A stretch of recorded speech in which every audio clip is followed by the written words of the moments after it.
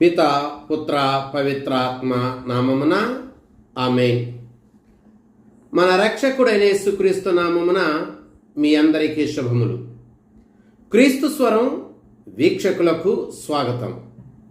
యేసు ప్రభు మిమ్ములను మీ కుటుంబాలను చల్లగా దీవించునుగాక. ప్రియ సహోదరి, ప్రియ సహోదరుడా, ఈరోజు తల్లి శ్రీ సభ సామాన్య కాలంలోని 28వ ఆదివారాన్ని కొనియాడుచున్నది. ఈ 28వ ఆదివారం రోజున ప్రభు అయిన దేవుడు బైబిల్ గ్రంథము నుండి మనందరితో 3 దివ్య గ్రంథ పఠనాల ద్వారా మాట్లాడుచున్నాడు. మొదటి పఠనము రాసుల 2వ గ్రంథము 5వ అధ్యాయము 14వ వచనము నుంచి 17వ వచనం వరకు. రెండవ పఠనము తిమోతి గారికి రాసిన 2వ లేఖ 2వ అధ్యాయము 8వ వచనము నుంచి 13వ వచనం వరకు. సువార్త పఠనము లూకా సువార్త 17వ అధ్యాయము 11వ వచనము నుంచి 19వ వచనం వరకు. ప్రియ సహోదరి, ప్రియ సహోదరుడా, ఈరోజు మనం వింటూ ఉన్నటువంటి 3 దివ్య గ్రంథ పఠనాలు కూడా మనకి కృతజ్ఞత గూర్చి సందేశాన్ని ఇస్తున్నాయి. మనమందరము కూడా దేవుడు చేసినటువంటి మేలులకు, తోటివారు చేసినటువంటి మేలులకు మనము నిత్యము కూడా కృతజ్ఞులమై జీవించాలి.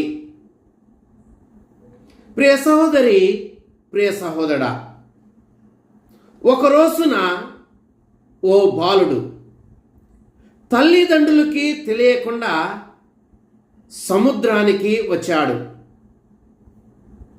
ఆ బాలుడు సముద్ర తీరాన ఆడుకుంటూ ఎగసి పడుతున్నటువంటి పెద్ద పెద్ద అలలకు తాను సముద్రములోనికి బాగా లోతుకి తీసుకుని పోబడ్డాడు.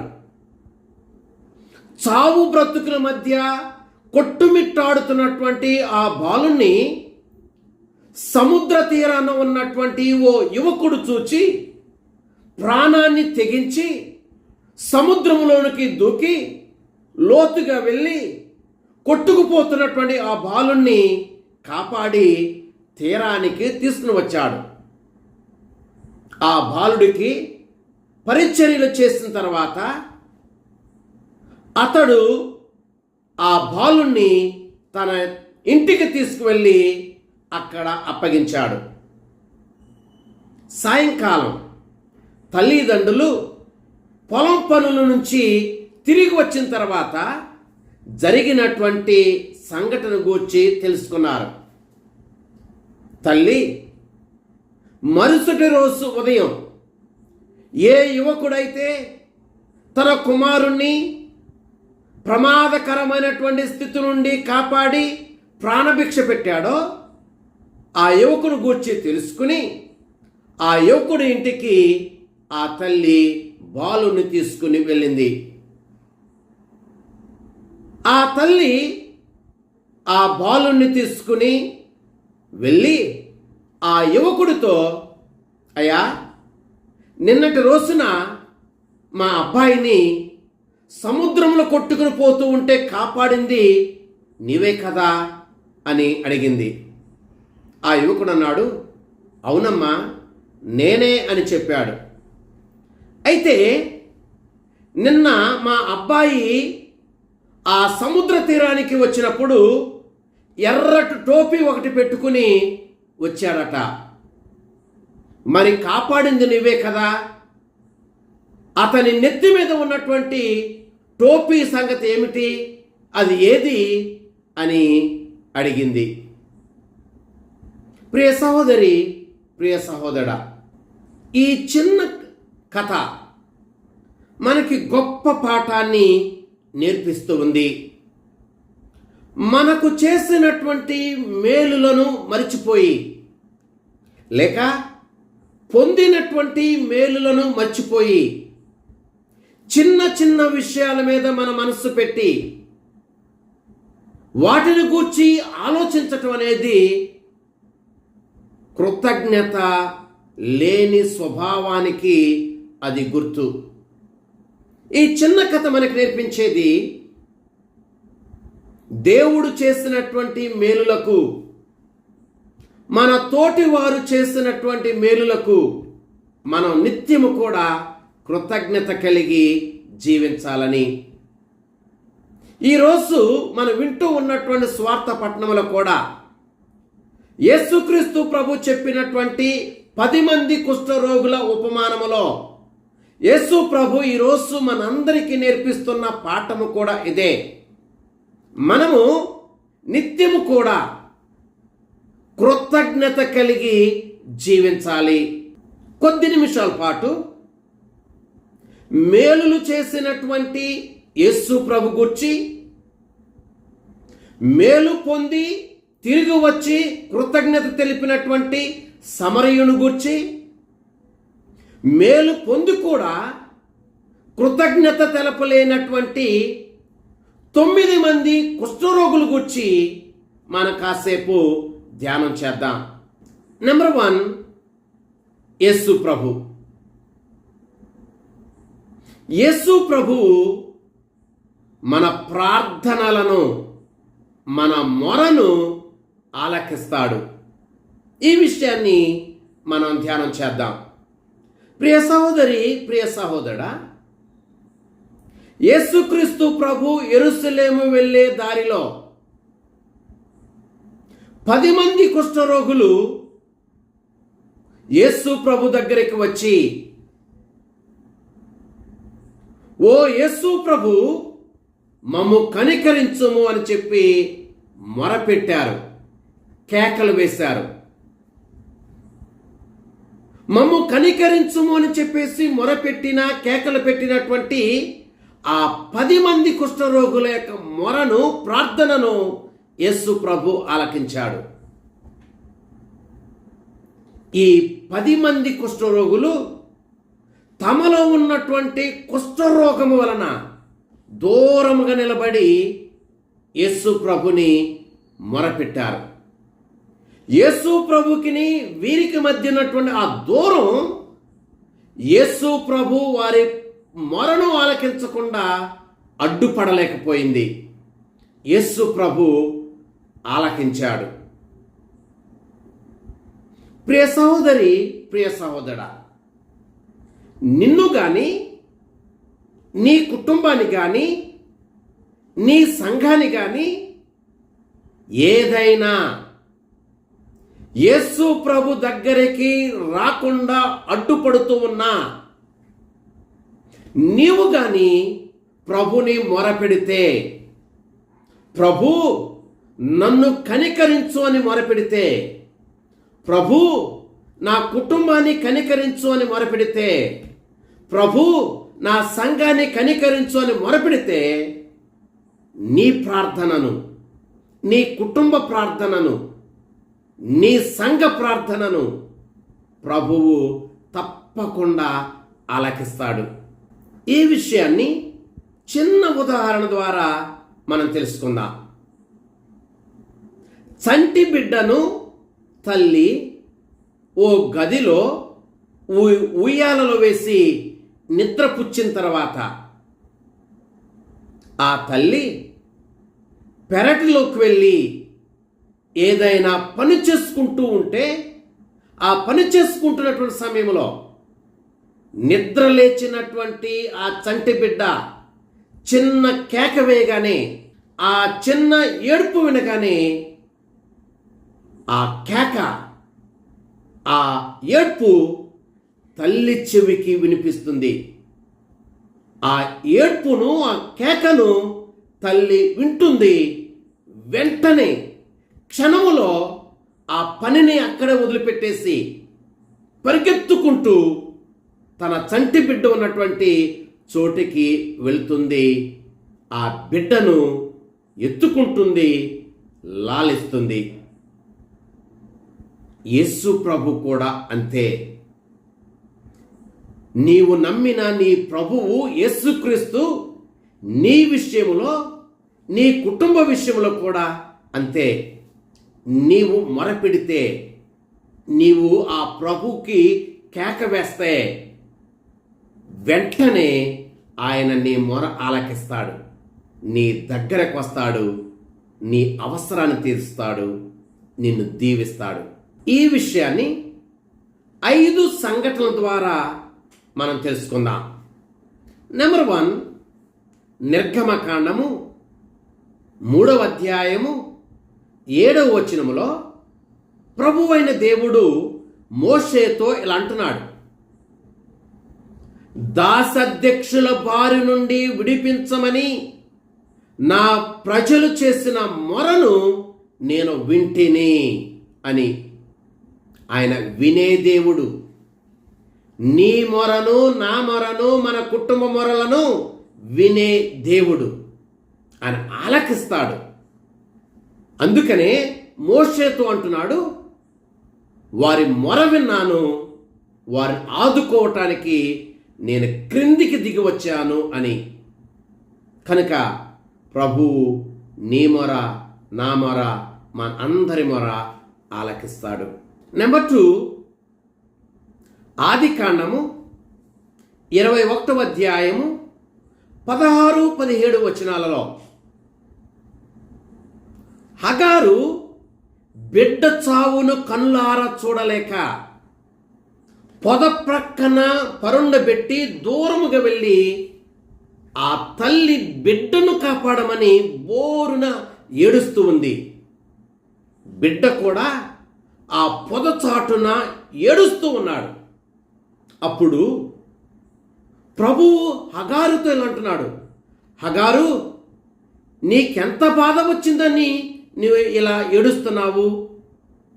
బిడ్డ ఏడ్పును నేను విన్నాను అని అన్నాడు. తక్షణమే అక్కడ ఓ పెద్ద అద్భుతాన్ని చేసి నీటి బుగ్గను పుట్టించి బిడ్డ ప్రాణాన్ని కాపాడాడు. ఆ తల్లి ఏడ్పును విన్నట్లుగానే, ఆ బిడ్డ ఏడ్పును విన్నట్లుగానే నీ మొరను, నా మొరను, మనందరి మొరను ప్రభువు ఆలకిస్తాడు. నెంబర్ 3, నిర్గమకాండము 14వ అధ్యాయము 15-16 వచనాలలో ఎర్ర సముద్రమును దాటవలసిన సమయం వచ్చినప్పుడు వెనుక నుండి శత్రు సైన్యము తరుముకుంటూ వస్తున్న సమయంలో మోషే దేవునికి మొరపెట్టాడు.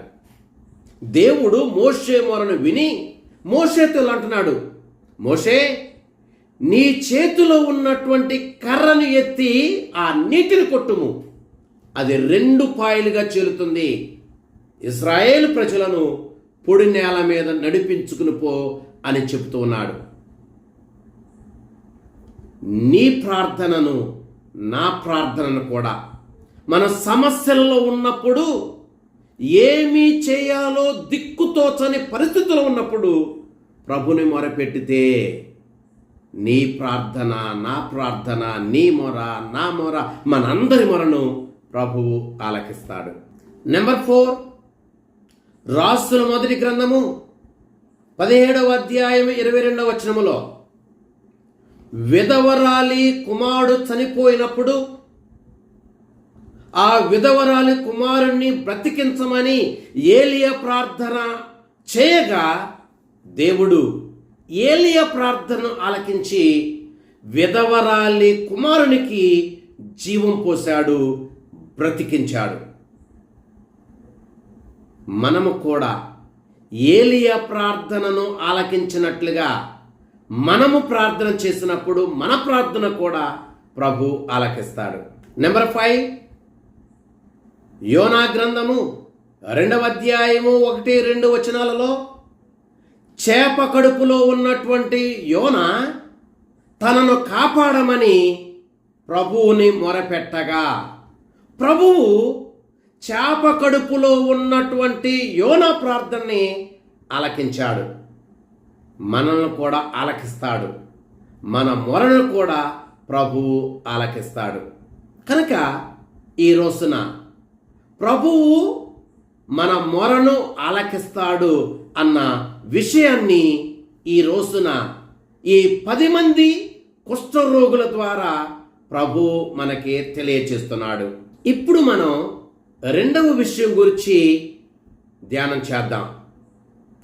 మన మొరను ఆలకించే ప్రభువు మనపై తన కనికరాన్ని చూపుతాడు. లూకాసు వార్త 17వ అధ్యాయం 13వ వచనములో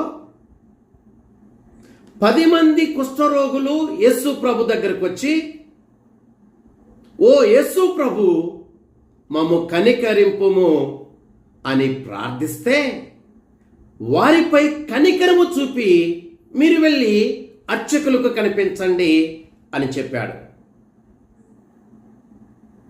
ప్రియ సహోదరి, ప్రియ సహోదరా, ఆ 10 మంది కుష్ఠరోగులపై యేసు ప్రభు కనికరాన్ని చూపించినట్లే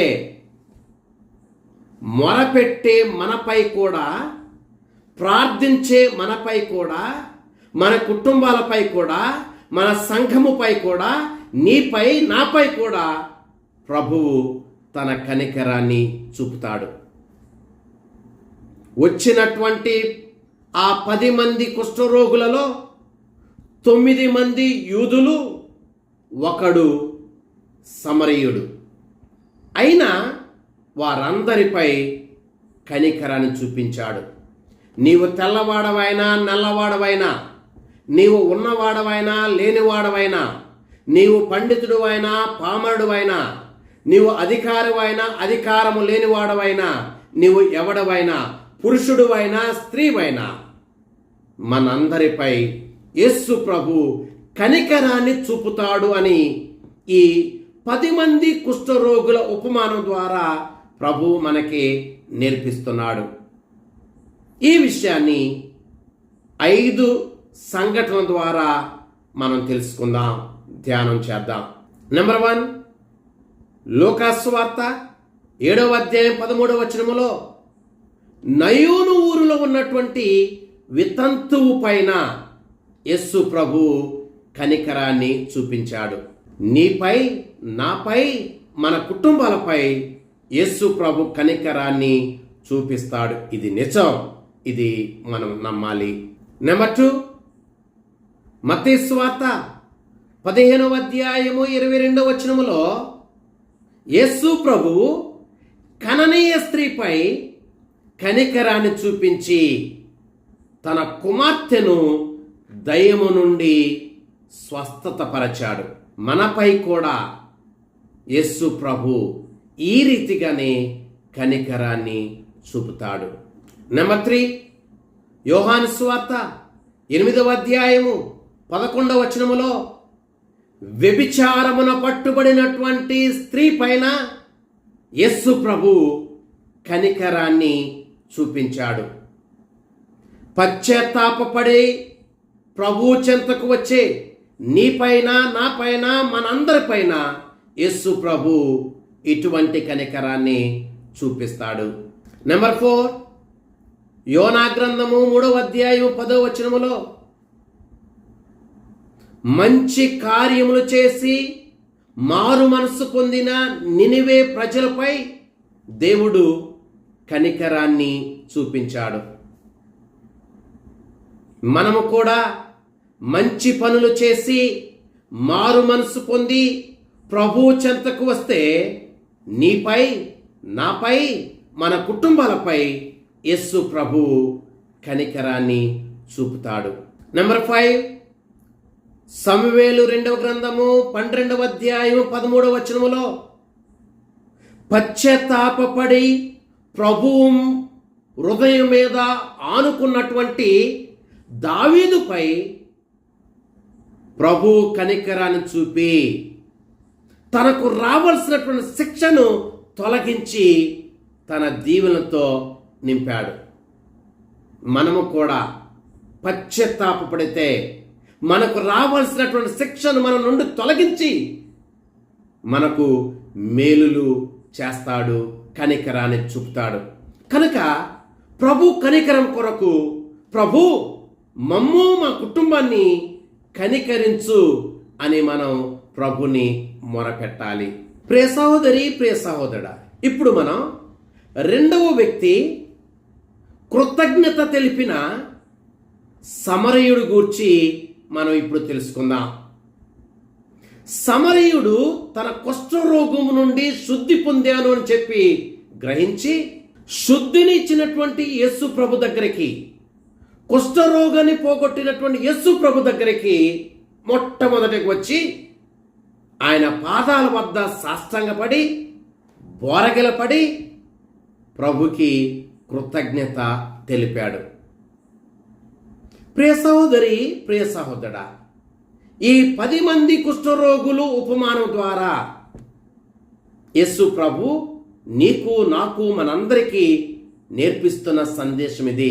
మనము కూడా నిత్యము ప్రభువు మనకి చేసే మేలులకు ప్రభుకి కృతజ్ఞులమై ఉండాలి. అలాగే మన తోటి వారికి కూడా కృతజ్ఞత కలిగి జీవించాలి. ప్రియ సహోదరుడా, ఎందుకు యేసుక్రీస్తు ప్రభు మనం నిత్యము కూడా కృతజ్ఞత కలిగి జీవించాలి అని చెప్తున్నాడో ఆ విషయాన్ని 5 సంఘటనల ద్వారా మనం తెలుసుకుందాం. నెంబర్ 1, మనము కృతజ్ఞత కలిగి జీవించటం వలన మేలులు చేసిన వ్యక్తిని మనం తెలుసుకుంటాం, అంగీకరిస్తాం. ఈ విషయాన్ని యాకోబు గారు రాసినటువంటి లేఖ 1వ అధ్యాయము 17వ వచనము మనకు తెలియజేస్తుంది. ప్రియ సహోదరి, ప్రియ సహోదరుడా, ఒక వ్యక్తి ప్రతి సంవత్సరం పంట పండిన తర్వాత ఆ పంటను అమ్మక ముందు తాను ప్రార్థన పెట్టించుకుని దేవునికి వందనాలు తెలియచేసేవాడు. ఇలా చేస్తున్నటువంటి ఆ వ్యక్తిని మరో వ్యక్తి అడిగాడు, ఎందుకని నీవు పంటను అమ్మక ముందే ప్రతి సంవత్సరం ఇలాగ ప్రార్థన పెట్టించుకుని దేవునికి కృతజ్ఞత చెప్పుతున్నావు అని అడిగాడు. అప్పుడు ఆ రైతు ఇలా చెప్పాడు, ఇత్తనాలు విత్తింది నేనే, పంట కోసింది నేనే, నూసింది నేనే, కానీ పంటను పండించిన వాడు మాత్రం దేవుడే. వాతావరణం నా చేతిలో లేదు, వాన నా చేతిలో లేదు, నీరు నా చేతిలో లేదు, క్రిమి కీటకాలు నా చేతిలో లేవు. సకాలములో ఎండను కాసే విధంగా చేసి, సకాలములో వర్షము పడే విధంగా చేసి, సకాలములో వాతావరణాన్ని సమకూర్చి, క్రిమి కీటకాలను దూరముగా ఉంచి నాకు ఇంత పంటనిచ్చినటువంటి నా దేవునికి నేను ఎప్పుడు కూడా కృతజ్ఞుడినే అని అన్నాడు. ప్రియ సహోదరి, ప్రియ సహోదరుడా, కృతజ్ఞత తెలపటం వలన ఆ మేలులు చేసినటువంటి వ్యక్తిని మనం గుర్తించుకుంటాం. మరి ఎప్పుడైనా నీవు దేవునికి కృతజ్ఞత తెలిపావా? దేవుడు చేస్తున్నటువంటి నీ మేలులకి దేవుణ్ణి నీ మనస్సులో నిలుపుకుంటున్నావా? ప్రశ్న వేసుకో. నెంబర్ 2, కృతజ్ఞత మనం తెలపటం వలన మన ఆనందం రెట్టింపు అవుతుంది. తెస్సలోనిక క్రైస్తవ సంఘానికి రాసినటువంటి మొదటి లేఖ 5వ అధ్యాయము 18వ వచనము ఈ విషయాన్ని మనకి తెలియచేస్తుంది.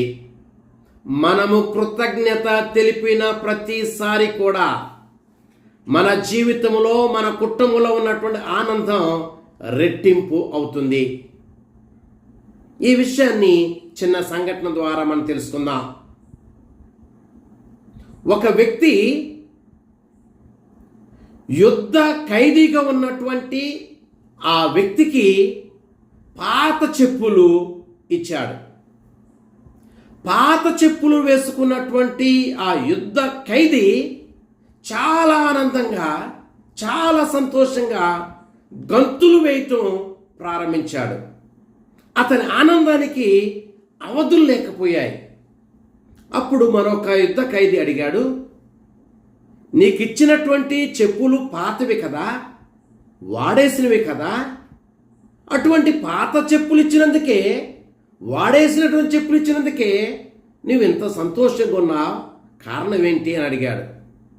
అప్పుడు ఆ యుద్ధ ఖైదీ ఇలా అన్నాడు, నా జీవితంలో ఒక ఆశ ఉండేది, నేను ఎప్పుడైనా చెప్పులు వేసుకుని నడవగలనా అని, చెప్పులు వేసుకుని నడవాలి అనేటువంటి ఒక ఆశ నాకు ఉండేది.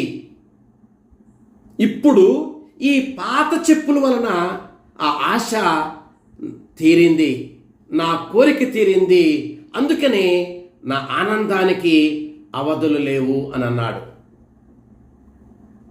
ప్రియ సహోదరి, ప్రియ సహోదరా, పొందింది పాత చెప్పులే. పొందినటువంటి పాత చెప్పులకి కృతజ్ఞతగా ఆ బిడ్డ ఆనందంతో గంతులేశాడు. తనకున్నటువంటి ఆనందం రెట్టింపు అయింది. కనుక కృతజ్ఞత తెలుపుదాం. మన జీవితంలో, మన కుటుంబంలో ఆనందం రెట్టింపు అవుతుంది. నెంబర్ 3, మనలో ఉన్నటువంటి కృతజ్ఞత మనలని ఆరాధనకు నడిపిస్తుంది. కీర్తన గ్రంథము 103వ కీర్తన 2వ వచనము ఈ విషయాన్ని మనకు తెలియజేస్తుంది. మనం ఎప్పుడైతే దేవునికి కృతజ్ఞత తెలుపుతామో అంతకంటే ఎక్కువగా మనం దేవుణ్ణి ఆరాధిస్తాం, దేవుణ్ణి స్తుతిస్తాం, దేవుణ్ణి మహిమపరుస్తాం. కనుక కృతజ్ఞత కలిగి జీవిద్దాం, దేవుణ్ణి ఘనముగా ఆరాధిద్దాం. నెంబర్ 4, కృతజ్ఞత మనకి సమృద్ధిని ఇస్తుంది. మనం ఎప్పుడైతే మన కృతజ్ఞత కలిగి జీవిస్తామో మన జీవితంలో సమృద్ధిని అనుభవిస్తాం. మనం ఎప్పుడైతే కృతజ్ఞత కలిగి జీవిస్తామో మన కుటుంబం సమృద్ధిని అనుభవిస్తుంది. మార్కు సువార్త 6వ అధ్యాయము 42వ వచనం ఈ సత్యాన్ని మనకు తెలియజేస్తుంది. 5,000 మందికి ఆహారం పెట్టవలసి వచ్చినప్పుడు, కేవలము 5 రొట్టెలు 2 చేపలు మాత్రమే ఉన్నప్పుడు, ఆ 5 రొట్టెలను 2 చేపలను యేసు ప్రభు తన చేతిలోనికి తీసుకుని ఆకాశం వైపు కనులెత్తి తన తండ్రికి కృతజ్ఞత తెలిపాడు. కృతజ్ఞత తెలిపిన తర్వాత అక్కడ ఆ అద్భుతం జరిగింది, సమృద్ధి కలిగింది. మనం కూడా నిత్యము కృతజ్ఞత కలిగి జీవిద్దాం. మన జీవితంలో, మన కుటుంబంలో సమృద్ధిని అనుభవిద్దాం. నెంబర్ 5, కృతజ్ఞత మనకి విడుదలనిస్తుంది. అపోస్తుల కార్యములు 16వ అధ్యాయము 26వ వచనము ఈ సత్యాన్ని మనకు తెలియజేస్తుంది. పౌలు శిలాసులు బంధింపబడి చెరసాలలో ఉంచబడినప్పటికీ ఆ అర్ధరాత్రి వేళ కృతజ్ఞతతో దేవుని స్తుతిస్తూ ఉన్నారు, ఘనపరుస్తూ ఉన్నారు, మహిమపరుస్తూ ఉన్నారు. అప్పుడు అకస్మాత్తుగా పెద్ద భూకంపం వచ్చింది. చెరసాల గోడలు బ్రద్దలయ్యాయి. వారి చేతుకున్నటువంటి సంకెళ్ళు బల్లున తెగి క్రింద పడ్డాయి. విడుదల కలిగింది. మన జీవితంలో కూడా మనకున్నటువంటి సమస్యల నుండి, అవి ఆర్థిక సమస్యలైనా, కుటుంబ సమస్యలైనా, వివాహ సమస్యలైనా, ఆరోగ్య సమస్యలైనా, అది ఏ సమస్య అయినా వాటన్నిటి నుండి కృతజ్ఞత మనకి విడుదలను తీసుకుని వస్తుంది. కనుక కృతజ్ఞత కలిగి జీవిద్దాం. సమరయుడులాగా కృతజ్ఞత కలిగి ప్రభు పాదాల వద్ద బోరగిలపడి సాష్టాంగపడి ప్రభుకి కృతజ్ఞత తెలుపుదాం. నెంబర్ 3, ఇప్పుడు మనం కృతజ్ఞత తెలపనటువంటి 9 మంది కుష్ఠరోగుల గురించి మనం ధ్యానం చేద్దాం. లూకాసు వార్త 17వ అధ్యాయము 17, 18, 19 వచనాలు మనం చదివితే యేసు ప్రభు సమరయుడితో ఇలా అంటున్నాడు, 10 మంది శుద్ధులు కాలేదా? మిగిలిన 9 మంది ఎక్కడా? తిరిగి వచ్చి కృతజ్ఞత తెలుపువాడు ఈ సమరయుడు ఒక్కడేనా అని అంటూ ఆ సమరయునితో నీ విశ్వాసమే నిన్ను స్వస్థపరిచింది అన్నాడు. మనము కూడా ఈ కృతజ్ఞత తెలపనటువంటి 9 మంది లాగానే ఉంటున్నామా? కృతజ్ఞత తెలపనటువంటి 9 మంది లాగానే మన కుటుంబాలు ఉంటున్నాయా? ప్రశ్న వేసుకుందాం. ఒకవేళ మనం అలా ఉంటున్నట్లయితే, మన కుటుంబాలు అలా ఉంటున్నట్లయితే, నీ గురించి, నా గురించి, మన కుటుంబాల గురించి యేసు ప్రభు ఆరా తీస్తున్నాడు. మిగిలిన 9 మంది ఎక్కడా? కృతజ్ఞత చెప్పనటువంటి కుటుంబాలు ఎక్కడా? కృతజ్ఞత చెప్పనటువంటి వ్యక్తులు ఎక్కడా అని అంటున్నాడు. కృతజ్ఞత చెప్పిన వ్యక్తితోనే నీ విశ్వాసము నేను స్వస్థపరిచింది అన్నాడు. అనగా కృతజ్ఞత చెప్పనటువంటి వారు భౌతికమైనటువంటి స్వస్థతను మాత్రమే పొందారే కానీ రక్షణ మాత్రం పొందలేదు. కృతజ్ఞత తెలిపిన కుష్ఠరోగి సమరయుడు ఒక్కడే రక్షణ పొందాడు. కనుక ఆలోచన చేద్దాం. కృతజ్ఞత తెలిపినటువంటి సమరయుడులాగా జీవిద్దామా, లేక కృతజ్ఞత లేనటువంటి 9 మంది కుష్ఠరోగులాగా జీవిద్దామా? ఆలోచన చేద్దాం, నిర్ణయం తీసుకుందాం. ఆ ప్రభు మనల్ని, మన కుటుంబాలని కృతజ్ఞతాభావముతో దీవించునుగాక. ఆమేన్. పితా, పుత్ర, పవిత్రాత్మ నామమున ఆమేన్.